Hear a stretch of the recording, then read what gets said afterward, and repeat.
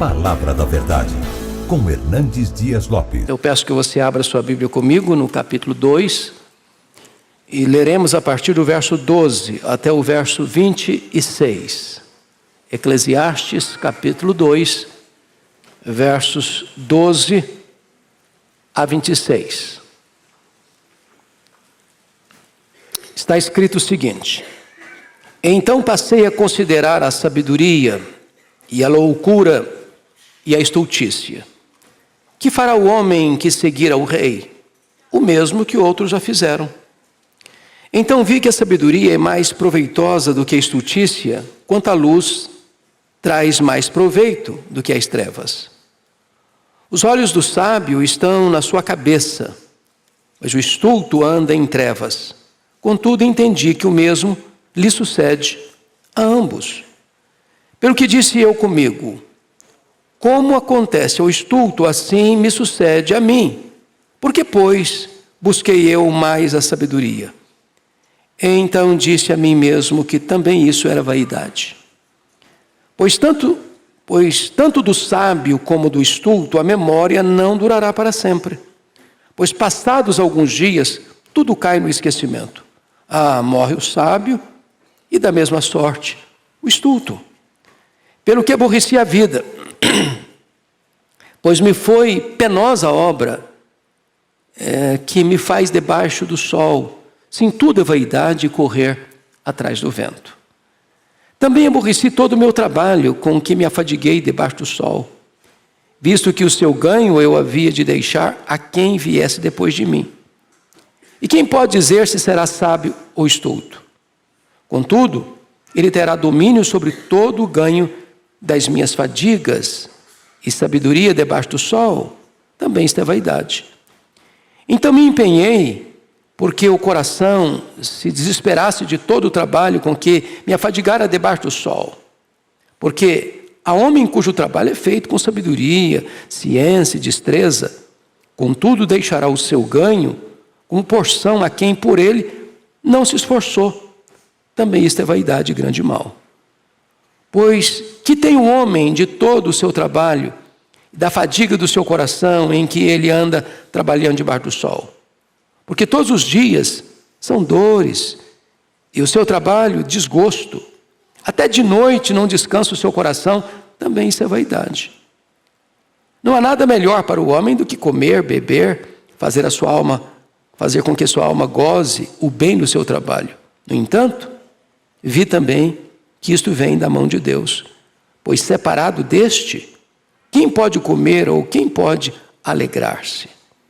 Porque Deus dá sabedoria, conhecimento e prazer ao homem que lhe agrada, mas ao pecador dá trabalho, para que ele ajunte e amontoe, a fim de dar àquele que agrada a Deus.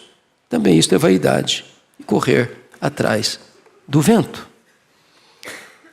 Aqui Salomão está nos ensinando a lidar com a realidade da morte. Vejam vocês que Salomão acreditava que a sabedoria poderia lhe dar respostas. Ele vai tratar disso no capítulo 1, versos 12 a 15. Apliquei o coração a esquadrinhar e a informar-me com sabedoria. E ele, apesar de ter aplicado o coração nisso, e apesar de ser o homem mais sábio da sua geração, ele não encontrou respostas. Segundo lugar, ele pensou que a moralidade lhe trouxesse propósito para a vida, versos 16 e 17 do capítulo 1. Veja você, disse comigo: eis que me engrandeci e sobrepujei em sabedoria a todos os que antes de mim existiram em Jerusalém. Com efeito, meu coração tem tido larga experiência da sabedoria e do conhecimento. Apliquei o coração a conhecer a sabedoria e a saber o que é loucura e o que é estultice. E vim a saber que também isso, correr atrás do vento. Não encontrou também qualquer sentido da vida nesta busca através da moralidade. Então, no capítulo 2, ele começa a buscar felicidade em outras coisas. Por exemplo, ele começa a buscar felicidade na diversão, nas festas, na bebida, nas realizações, na riqueza, na música, no sexo e na fama. E percebe que também isso foi bolha de sabão, neblina, vaidade. É por esta causa que ele volta agora no nosso texto, volta agora ao tema da sabedoria. Veja aí você, versículo 12. Então passei a considerar a sabedoria. Ou seja, ele passa a considerar a sabedoria numa outra ótica, sob uma outra visão, numa outra perspectiva. E ele vai se frustrar. De novo, porque vai entender uma coisa: o sábio e o tolo, o estulto, têm o mesmo destino. Ambos morrem. É uma frustração para ele. Porque a sabedoria, por mais alta, por mais elevada, não consegue contornar a questão da morte. O mais sábio morre, o mais estulto morre também. O mais rico morre, o mais pobre morre também. O mais idoso morre, o mais jovem morre também. O mais perito na ciência morre e o mais indouto morre também. O mais piedoso morre, o mais depravado morre também. Então ele não encontra aqui um sentido em virtude da questão da morte. Não importa como você cuida do seu corpo, se você faz ginástica, se você cuida da alimentação, se você é bem regrado, bem disciplinado, você morre também. E com isso eu não estou recomendando ninguém descuidar da saúde não, tá? Por favor, não me entenda mal. Bom, o que ele está dizendo é o seguinte, veja você, que ele começa uma busca meticulosa. Então passei a considerar, versículo 12, a sabedoria. Passei a considerar. Essa ideia aqui na língua hebraica quer dizer, eu vou me aprofundar um pouco mais. Eu vou avançar um pouco mais. Eu vou me matricular num curso mais avançado de estudo da sabedoria. Eu vou fazer uma tese de doutorado sobre o assunto. E ele começa a perceber que nesse tabuleiro da vida estão a sabedoria, estão a loucura, estão a estultícia. Está tudo misturado. E ele faz uma pergunta: que fará ao homem que seguir o rei? Essa é a experiência dele, Salomão. E depois que ele largar o trono, depois que ele morrer, depois que ele não for mais rei, e os que vierem atrás dele, vão seguir o mesmo caminho. A mesma trilha. Ele está dizendo, ninguém vai descobrir nada diferente do que eu descobri. É que morre o sábio e morre o tolo. A morte é o sinal de igualdade na equação da vida. Nivela todo mundo. Os ossos do rico rei Salomão se misturariam com os ossos dos escravos. E vira tudo pó.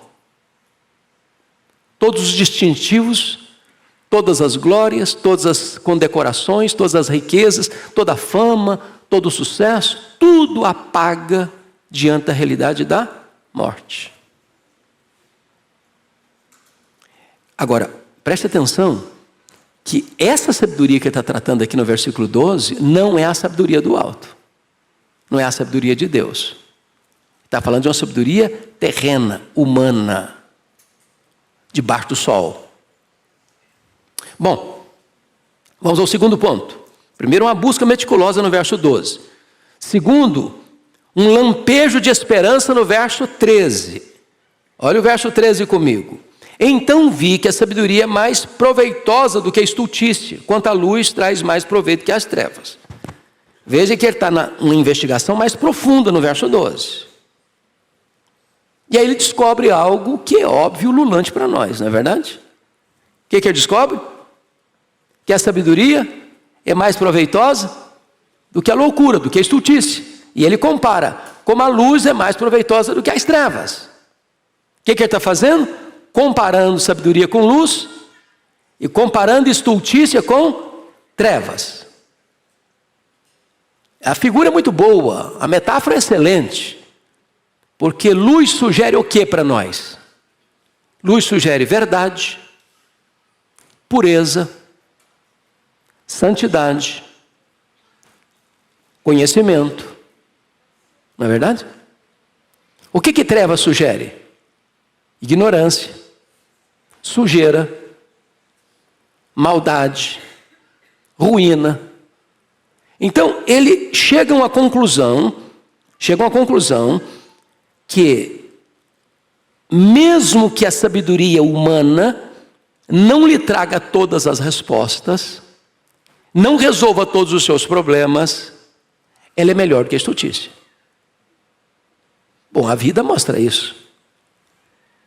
Pega uma pessoa atabalhoada, que bota os pés pelas mãos, que não respeita ninguém, que não obedece ninguém, que não segue regras nenhumas, que quebra as leis, que insurge-se contra os princípios, e ele vai quebrar a cara.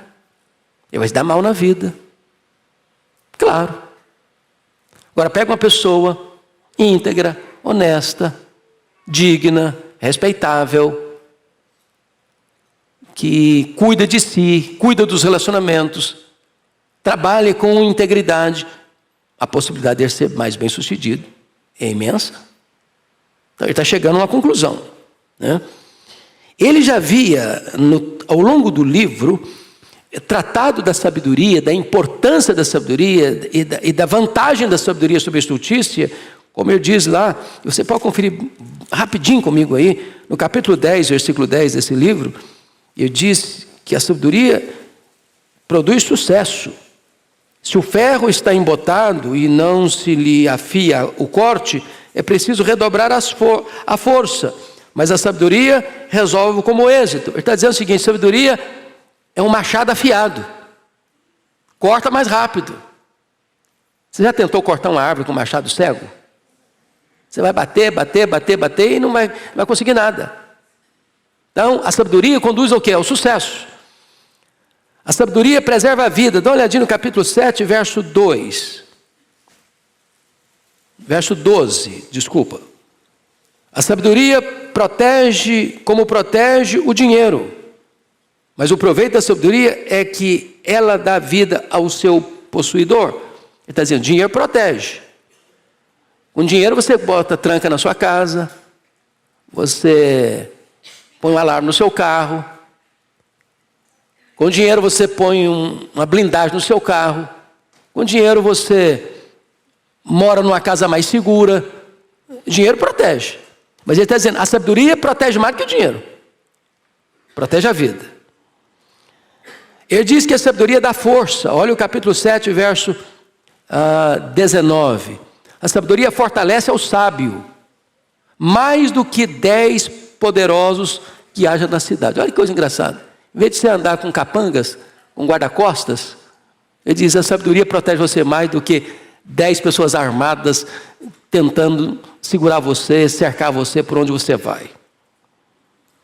Sabedoria traz alegria. Capítulo 8, verso 1. Quem é como sábio?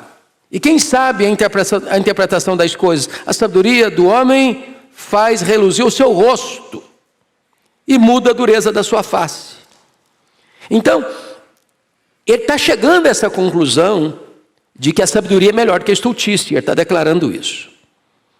Então vamos agora, versículo 14, ao terceiro ponto, uma distinção necessária. Leia o 2,14 comigo. Vamos juntos? Os olhos do sábio estão na sua cabeça, mas o estulto anda em trevas. Contudo, entendi que o mesmo lhe sucede a ambos. Eu acho engraçado, né? Os olhos estão na cabeça. O que ele está falando? O que ele está dizendo é que o sábio tem visão, entendimento, compreensão. Ele faz uma leitura correta. Ele compreende o quadro geral, ele tem uma cosmovisão lúcida. Ele não se envolve em enrascada porque ele percebe que aí tem perigo, que aí tem ameaça, que aí é um terreno escorregadio. Ele não entra em encrenca porque sabe que não vai dar certo.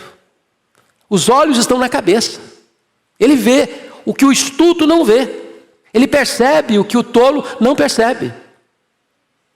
Ele não fala, ele não faz, ele não vai, ele não age, ele não reage para encrencar a sua vida, porque os olhos dele estão na cabeça.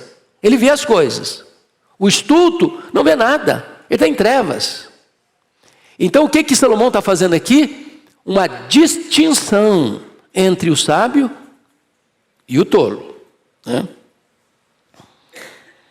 Ou seja, ela é melhor e ela é mais útil. Mais útil. Essa é a definição do versículo 14. Agora, ele chega a uma conclusão também dramática no final. Contudo, entendi que o mesmo lhe sucede a ambos. Do que ele está falando? Da morte. O cara mais sábio, mais reto, mais íntegro, mais sensato, mais isso, mais aquilo, um dia a morte põe a mão nele. O insensato que faz carícias na morte, atrai a morte, paquera com a morte, flerta com a morte, também vai morrer. Tem jeito. Quarto ponto. Um sinal de igualdade na equação da vida, versículo 15. Você leu o 15 comigo? Vamos juntos? Pelo que disse eu comigo. Como acontece ao estulto, assim me sucede a mim. Por que, pois, busquei eu mais a sabedoria? Então disse a mim mesmo que também isso era vaidade. Com quem que ele está conversando? Com ele mesmo. Você já conversou com você mesmo?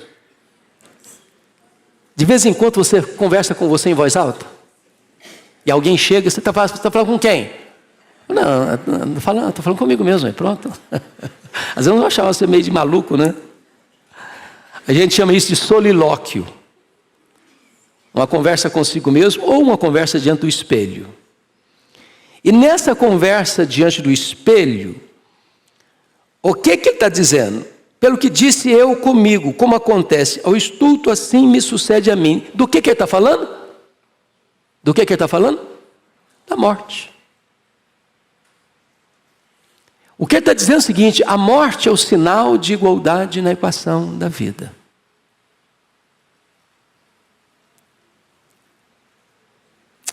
Você acha que alguém pode baixar um decreto assim? Eu baixo um decreto hoje que eu não vou morrer. Vai lograr êxito? Alcançar o propósito? Não vai. Porque a Bíblia diz que a morte está ordenada a quantos homens?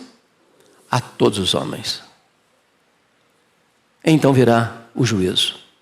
Qual foi a sentença de Deus a Adão no Éden? Tu és pó, e ao pó tornarás. Então, não tem jeito de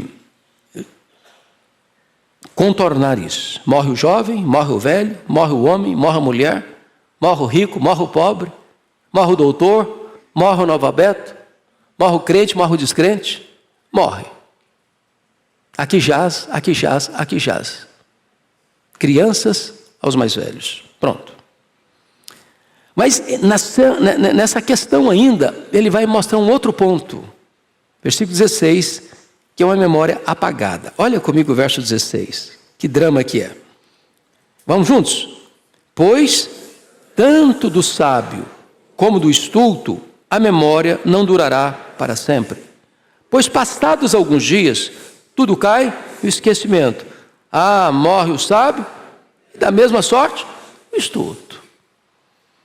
Meus irmãos, isso aqui é um golpe na nossa vaidade. Golpe. Dá uma olhadinha comigo no capítulo 1, versículo 11, porque ele tratou desse assunto também lá. Leia comigo em voz alta, 1:11. Olha o que ele diz aí. Vamos juntos?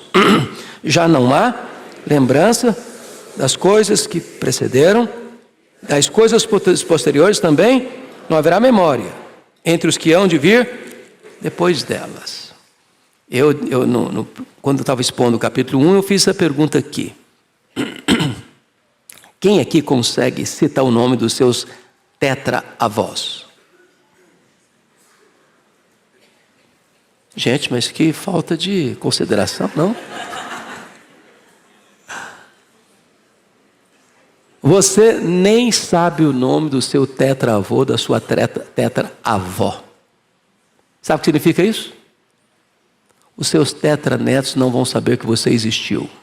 Com toda a sua importância, com todo o seu glamour, você vai cair na vala do esquecimento.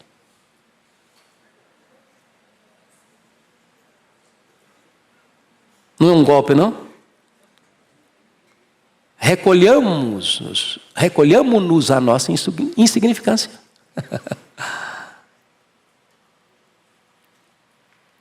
Eu fico observando alguns aspectos. Por exemplo, quando o presidente Getúlio Vargas comete suicídio, há uma frase lapidar dele. Quem lembra?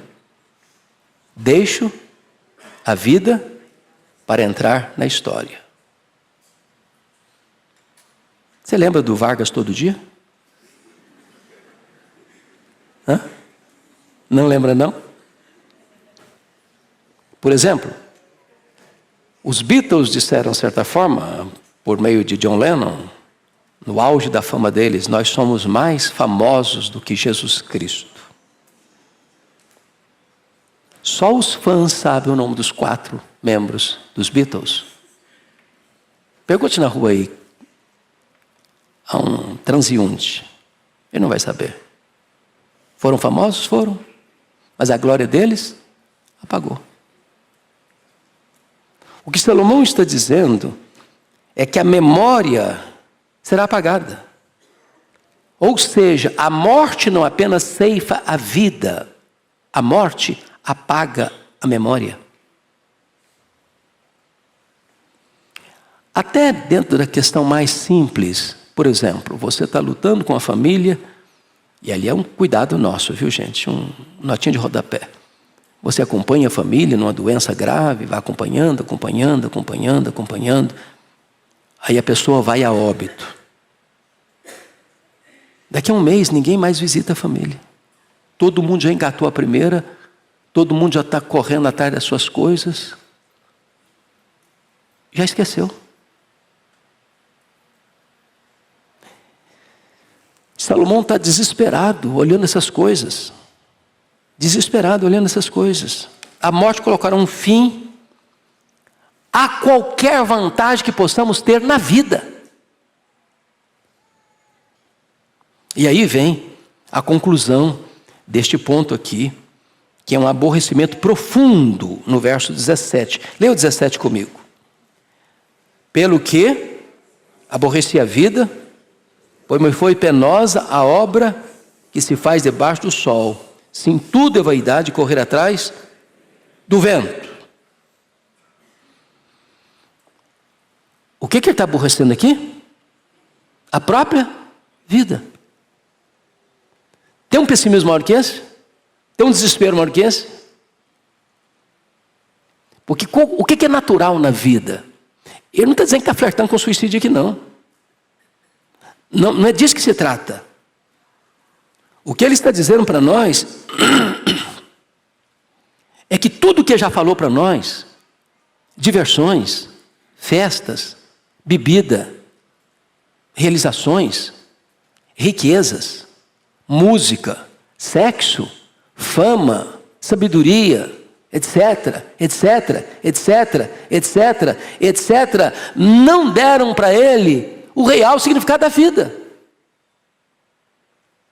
Ele é um inquiridor, um pesquisador frustrado.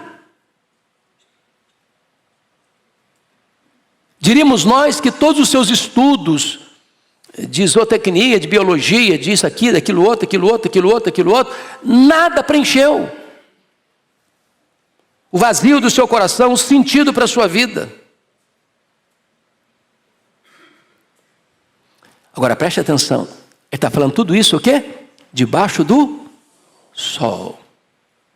Numa perspectiva horizontal. Numa perspectiva humana. É por isso que as filosofias humanas não satisfazem. As ideologias humanas não satisfazem. As coisas que você pode adquirir neste mundo não satisfazem. Nada que você bote a mão aqui vai satisfazer você. Nada, nada, nada, nada, nada. Agora, é claro que essa não é a perspectiva cristã.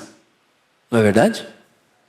Porque na perspectiva cristã, sabedoria para nós é uma pessoa. É Jesus. Ele é a nossa sabedoria.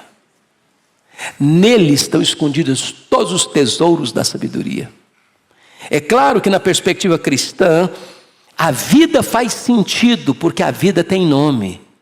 Jesus é a vida. Eu sou o caminho e a verdade e a vida. É claro que na perspectiva cristã, Jesus veio para trazer vida e vida em abundância. É claro que na perspectiva cristã, a morte não tem a última palavra. A morte não é o fim. A sepultura não vai ser nosso último endereço. Porque nós vamos ressuscitar. E temos um corpo semelhante ao corpo da glória do Senhor Jesus.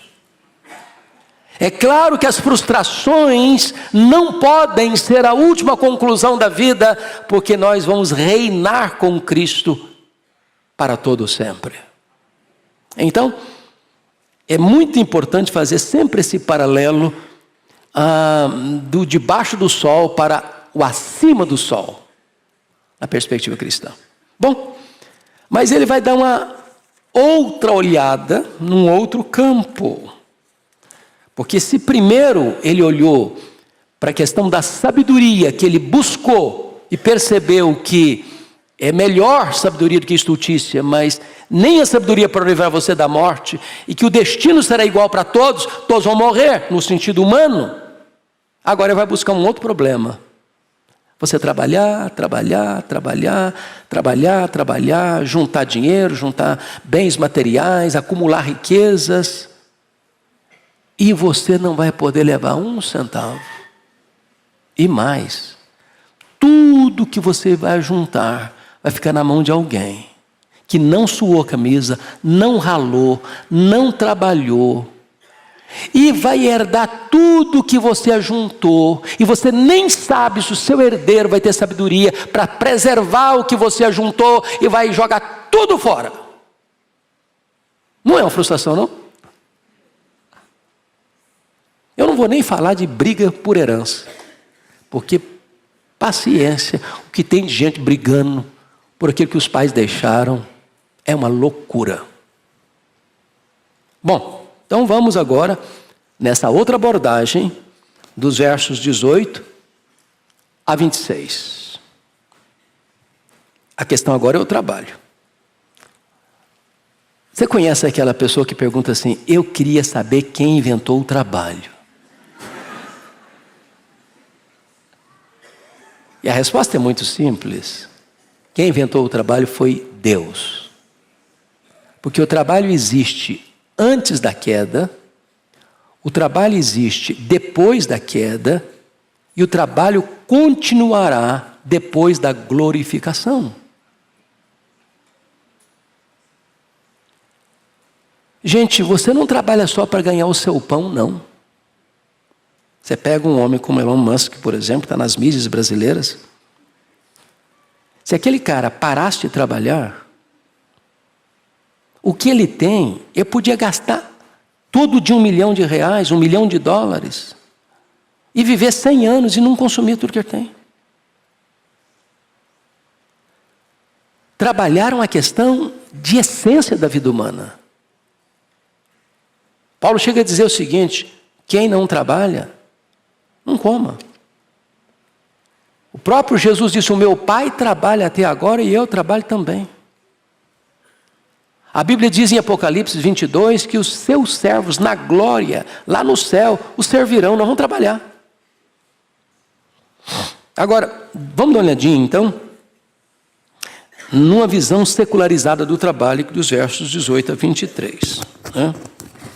Esse é um grande problema da pessoa que tem uma visão secularizada do trabalho. Lembra da parábola que Jesus contou do homem rico e insensato?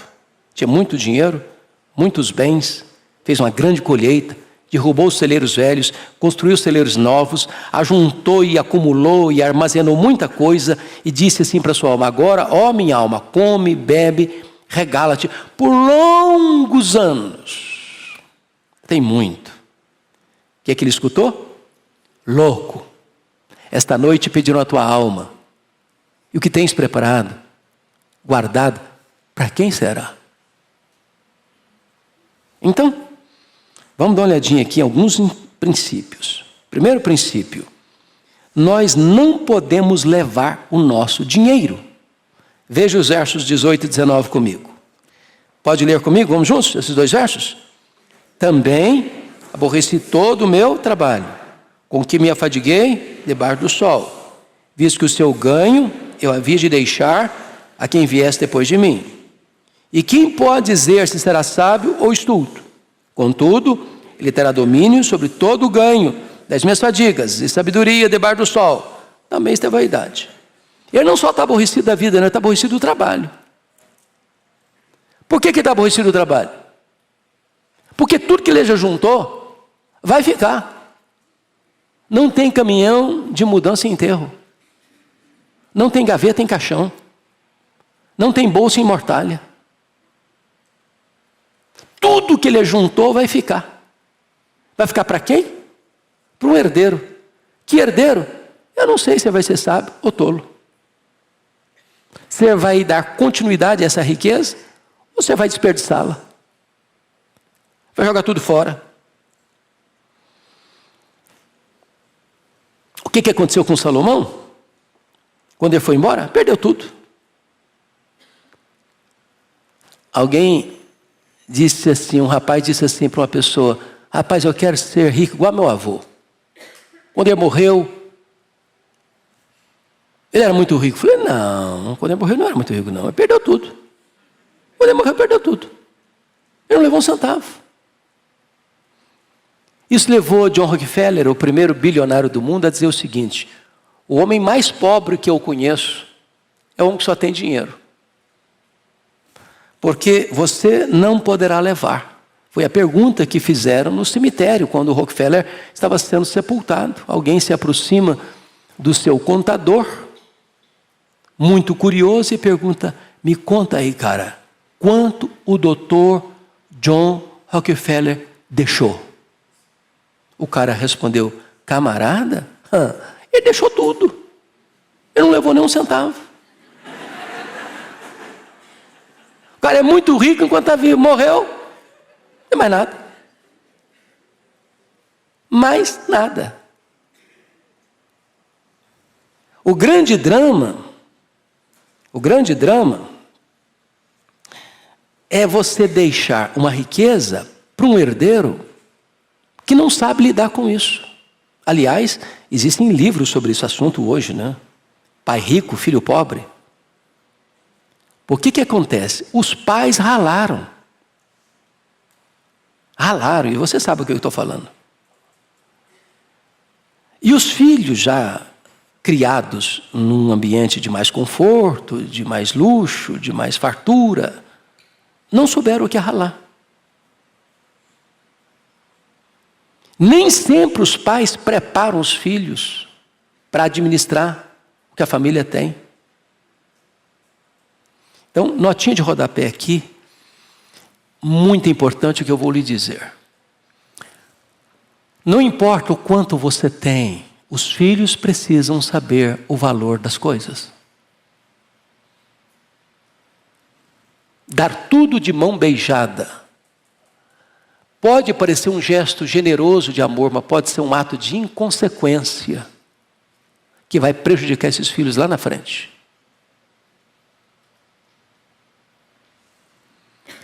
Porque se eles não tiverem sabedoria que os pais tiveram para ganhar esse dinheiro, ao recebê-lo de graça, vão desperdiçá-lo. Vão enfiar os pés pelas mãos. Há um segundo contraponto que eu acho importante, muito importante. E eu escutei isso de um presbítero muito querido, lá em Vitória, presbítero Dário Neves de Moura, a quem eu amo profundamente. Ele disse assim para mim certa feita, eu falei, pastor, pai e mãe devem ajudar os filhos quando eles precisam. Eu explico. Tem pai, tem mãe, que tem dinheiro, que tem recurso, que tem riqueza, que tem fartura. E os filhos vivem numa magrela. E não ajudam. Depois que morrem, deixa tudo para os filhos. Mas aí não é vantagem, é lei. É lei. Então, é instrução e socorro. Porque às vezes os filhos que são privados de determinadas bênçãos, enquanto os pais poderiam ajudar, ficam até revoltados.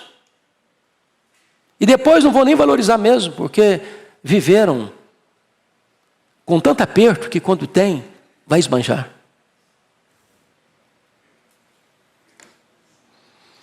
O que é notório é que o herdeiro de Salomão, quem foi? Roboão. Botou tudo a perder. Ele herdou 12 tribos no Reino Unido. Ele perdeu 10 das 12 tribos.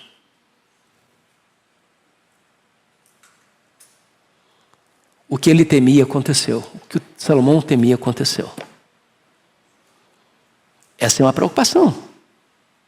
E nós deveríamos estar atentos a isso, irmãos, como família, como igreja, como povo.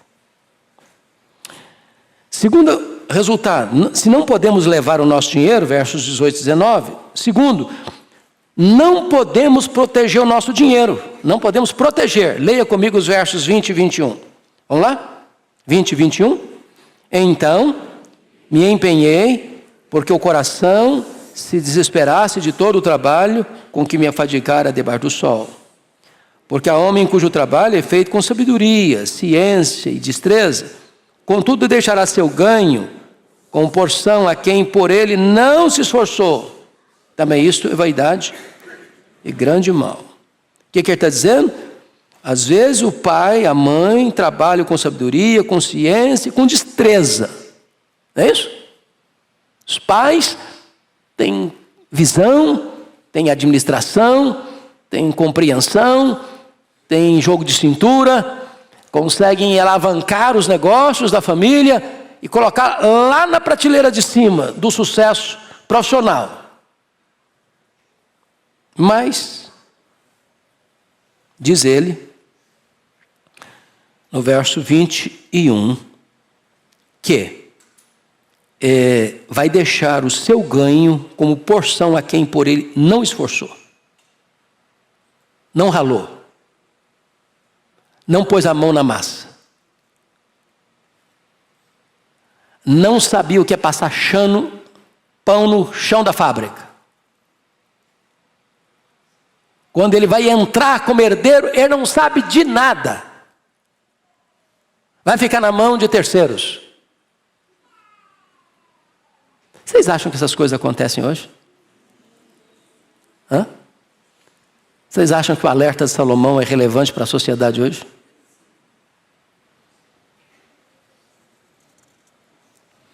Qual é a garantia que você tem que o que você vai deixar vai cair nas mãos de gente sábia?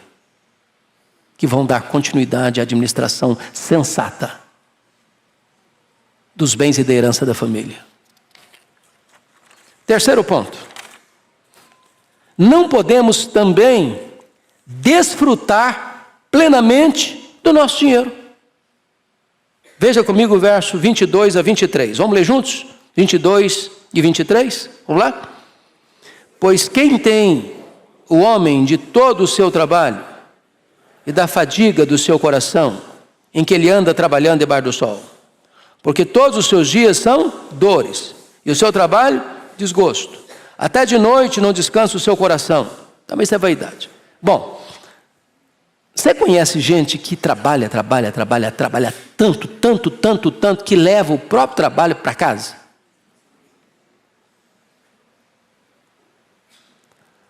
Hoje, o trabalho está ligado a estresse, não é verdade? O cara levanta cedo, fica no escritório até 10 da noite, 1000 problemas para resolver, e vai para casa dormir. E aqueles 1000 problemas ficam pulando na mente dele, atormentando a cabeça dele. E aí não tem tempo de comunhão com a esposa, com o marido, com os filhos. Ele deita e vira para lá, vira para cá, rola para lá, rola para cá. Tem espinho no colchão, tem pedra no travesseiro. Ele passa a noite sem dormir, desesperado, preocupado, ansioso, angustiado. Ele está produzindo, mas debaixo de uma pressão enorme, de uma cobrança enorme. O mercado não espera, o mercado cobra, e o cara fica desesperado, e não curte a vida, e não usufrui o fruto do seu trabalho. Ele não leva nada, ele deixa tudo, e para ganhar o que ele tem, ele nem consegue dormir de noite. Eu sei que essas coisas podem não acontecer com vocês, mas acontece de vez em quando com alguém por aí.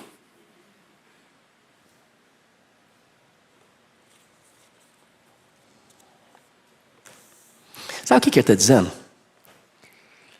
Se o cidadão, se a cidadã colocar o sentido da vida no trabalho, ele vai se frustrar. Não importa quanto você ganha, não importa a empresa que você trabalha, se o sentido da sua vida é o trabalho em si, você está na água. Você está enrascado.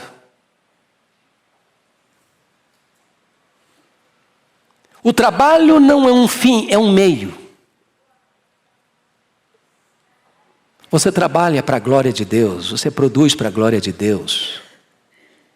O trabalho não é um ídolo, não é um patrão carrasco que põe coleira na sua cabeça, no seu pescoço.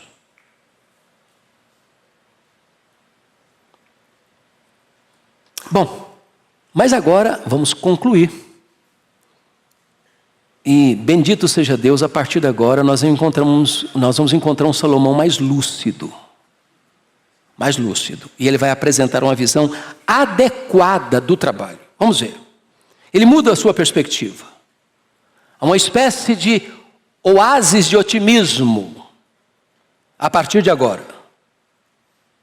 Porque ele vai conhecer a Deus e vai encontrar no trabalho algo prazeroso. Vamos ver? Primeiro, desfrute do seu trabalho. É o conselho que ele vai dar no verso 24. Você pode ler o 24 comigo? Não há melhor para o homem do que comer, beber e fazer que a sua alma goze o bem do seu trabalho. No entanto, vi que isso vem da mão de Deus. Irmãos amados, o que Salomão está recomendando aqui? Você deve trabalhar e deve desfrutar do fruto do seu trabalho. A Bíblia diz que nem os animais irracionais, podem ficar sem o fruto do seu trabalho. Não se ata a boca do boi que debulha. Até o animal, quando trabalha, precisa receber a recompensa do seu trabalho. O que Salomão está condenando aqui é a avareza. Ou seja, é o cara que trabalha, junta, não mora bem, não come bem, não veste bem, não tira férias, não descansa, não faz uma viagem, não curte a vida, porque o negócio dele é trabalhar. O sucesso dele é botar mais dinheiro no banco, comprar mais uma casa, mais um lote, mais um sítio, mais isso, mais aquilo outro. E ele junta muita coisa e ele mesmo não viveu. Ele mesmo não usufruiu. Eu já disse aqui para vocês um fato que marcou muito a minha vida, de um cidadão que eu conheci em Bragança, que tinha muitas casas de aluguel.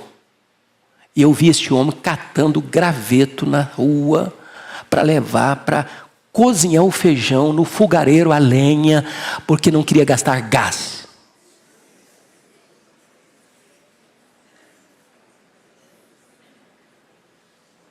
Eu conheço gente que tem muito dinheiro e vive numa tapera.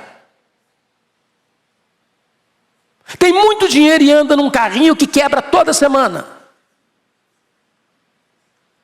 Tem muito dinheiro e nunca fez uma viagem com a família. O que Salomão está recomendando? Gente, trabalhe mesmo, produza mesmo, mas usufrua o que Deus está lhe dando. Não é pecado você usufruir o fruto do seu trabalho. O que a Bíblia proíbe é esbanjamento, é ser perdulário. O que a Bíblia proíbe é você botar o chapéu onde a sua mão não alcança. O que a Bíblia proíbe é você se endividar para comprar o que você não precisa, com dinheiro que você não tem, para influenciar as pessoas que você não conhece. Mas usufrua o fruto do seu trabalho. Coma bem, more bem, vista-se bem. Cuide do seu corpo, cuide da sua mente, cuide das suas emoções, cuide da sua família. É isso que Salomão está recomendando.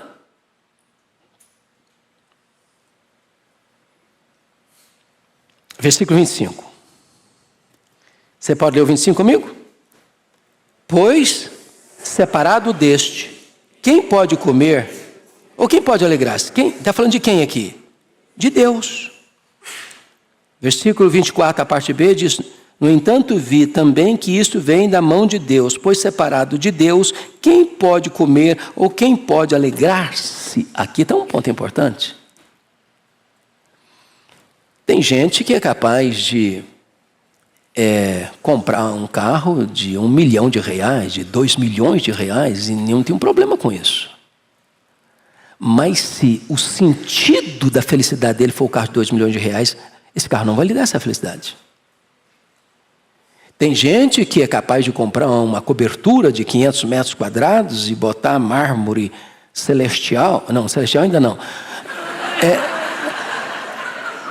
Torneiras de ouro. E nenhum problema com isso. Mas se o sentido da vida é aquilo, vai se frustrar. Vai se frustrar.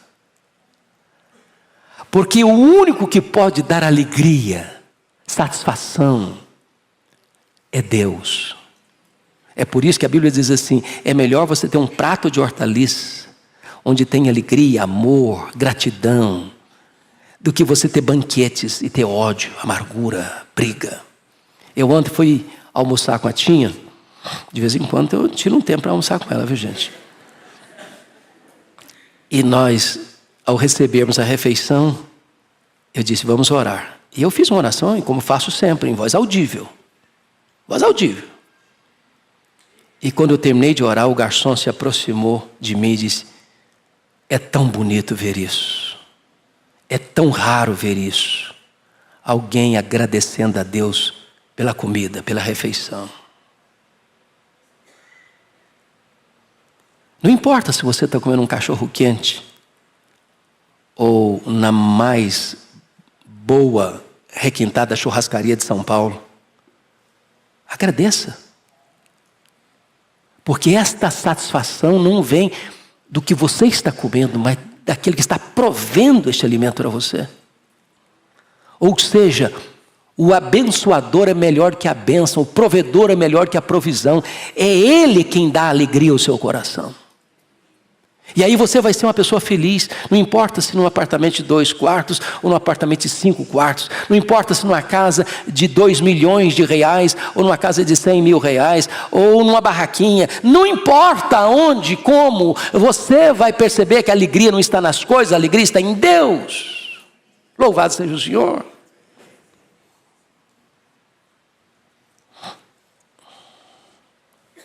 Terminando, último ponto. Deus recompensa aqueles que lhe agradam, que o agradam. Olha comigo o verso 26. Vamos juntos? Porque Deus dá sabedoria, conhecimento e prazer ao homem que lhe agrada. Mas ao pecador dá trabalho para que ele ajunte, amontoe, a fim de dar àquele que agrada a Deus. Também isto é vaidade, correr atrás do vento. Preste atenção nisso. O que é que Deus dá para aquele que lhe agrada? Sabedoria, conhecimento, prazer. O que é prazer? Desfrutar a vida. viver gostosamente a vida, curtir a vida. Ao pecador, e aqui está dizendo o ímpio, o tolo, que não leva Deus em conta, o que Deus dá para ele? Trabalho. O cara trabalha, ganha muito dinheiro, e ele trabalha, ganha muito dinheiro, trabalha, ganha muito dinheiro, trabalha, ganha muito dinheiro. E ele está empolgado com isso, ele está enfeitiçado com isso, ele está com o coração totalmente voltado para isso, porque o dinheiro é o seu Deus, tudo para ele é o dinheiro é tudo para ele. E quando ele morrer, quanto desse dinheiro ele vai levar? Nem um centavo. E o que vai ficar, quem vai usufruir? Aquele que agrada a Deus. Porque se não usufruir agora, a Bíblia diz que os mansos herdarão a terra. Você sabia que todo esse universo vai ser restaurado? E sabe quem é dono de tudo isso? É Deus. E sabe quem são os herdeiros de Deus? Você e eu. Então tudo isso vai ser o quê? Nosso. Quando? Sempre. Você vai usufruir tudo de belo e de bom que Deus criou para sempre.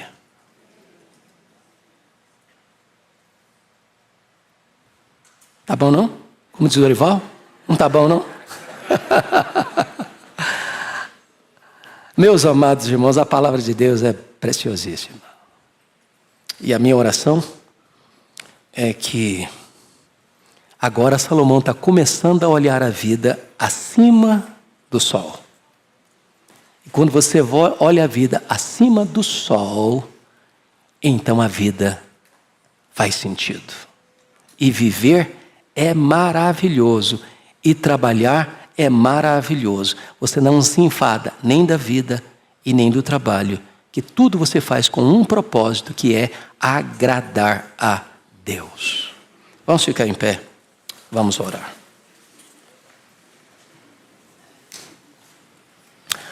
Ah, Senhor, nós te adoramos nesta manhã, porque Tu és a razão da nossa vida. Tu és a nossa alegria, Tu és o nosso prazer. Na Tua presença há plenitude, alegria, na Tua destra delícias perpetuamente. E vivemos para a Tua glória, e trabalhamos para a Tua glória, e em tudo nós encontramos uma razão para vivermos, para agradarmos ao Teu coração.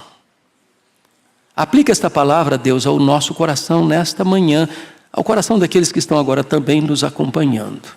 Assim oramos com gratidão, pela beleza, riqueza, pertinência da Tua palavra. Oramos em nome de Jesus. Amém.